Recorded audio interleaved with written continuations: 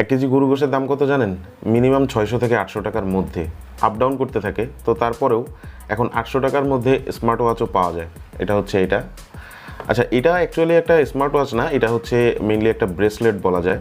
তারপরেও স্মার্ট ওয়াচের কিছু ফিচার এর মধ্যে ইনক্লুড করে দেওয়া আছে। স্মার্ট ওয়াচটার মডেল হচ্ছে DM118 এবং এই ওয়াচটার সবথেকে ভালো লাগার যে জিনিস, আসলে দামের হিসাব পরে, বাট সবথেকে ভালো লাগার যে জিনিস এর যে স্ট্র্যাপ কোয়ালিটিটা, সেই সাথে হচ্ছে এটা হাতে পরে থাকলে বেশ ভালোই লাগে দেখতে। এবং এটা যে এত কম দামি একটা ওয়াচ সেটা কখনোই মানে কেউ দেখলে বুঝতে পারবে না, হাতে পড়লে যথেষ্ট ভালো লাগে।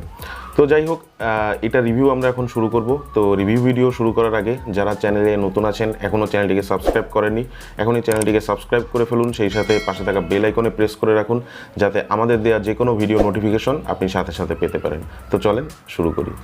আমাদের আজকের ভিডিওটি স্পন্সর করেছে উইন্টেল মোবাইল অ্যান্ড কম্পিউটার।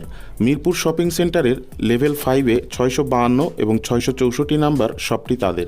এছাড়াও যে কোনো ধরনের স্মার্ট ওয়াচ এবং গ্যাজেটগুলো সুলভ মূল্যে পেয়ে যাবেন তাদের কাছে। তাদের শপের লিঙ্ক দেওয়া থাকছে ডেসক্রিপশনে। প্রথমে আমরা এটার বক্স প্যাকেজিং নিয়ে একটু কথা বলবো।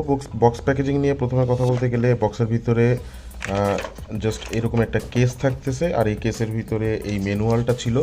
ম্যানুয়ালে সেরকম কোনো কিছু লেখা নাই, জাস্ট আপনি অ্যাপের সাথে কীভাবে কানেক্ট করবেন আর ঘড়িটা কীভাবে বেল্টের সাথে লাগাবেন, এই দুইটা জিনিসই দিয়ে দেওয়া আছে। ঘড়িটা সিস্টেমটা হচ্ছে আপনার বেল্টটা এভাবে লাগাইতে হবে, এখানে পার্ট পার্ট করে দেওয়া আছে, আপনি জাস্ট এভাবে অ্যাটাচ করে নিতে হবে।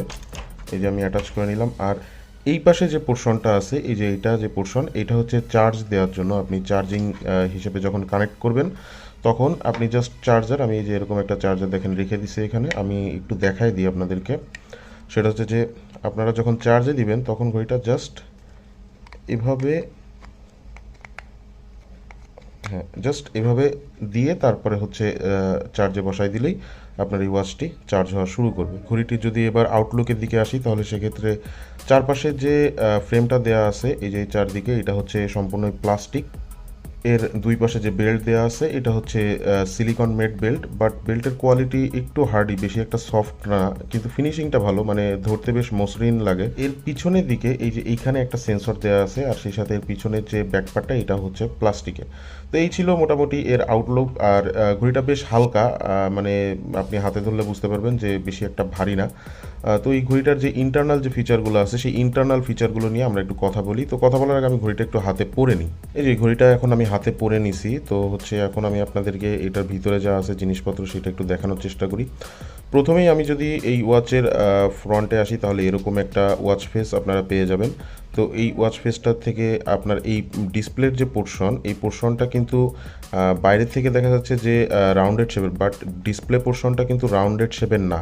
এটার ডিসপ্লেটা আপনারা যদি একটু ভালো করে খেয়াল করেন, দেখেন এটা হচ্ছে চার কোণা, মানে হচ্ছে স্কোয়ার শেপের একটা ডিসপ্লে এর মধ্যে দেয়া আছে। ফুল ডিসপ্লেটা টাচ সেন্সিটিভ না, শুধুমাত্র এই পোর্শনটা, এইটুক জায়গা হচ্ছে টাচ সেন্সিটিভ। আপনি এখান থেকে টাচ করে করে আর কি আপনার অপারেট করতে হবে এই ওয়াচটা। আচ্ছা, আমরা এখান থেকে যদি পরের স্টেপে আসি, তাহলে সেক্ষেত্রে স্টেপস কাউন্টিং, আপনি কত হাঁটলেন, কী পরিমাণ হাঁটলেন, সেটা আপনাকে এখানে রেজাল্ট দেখাবে।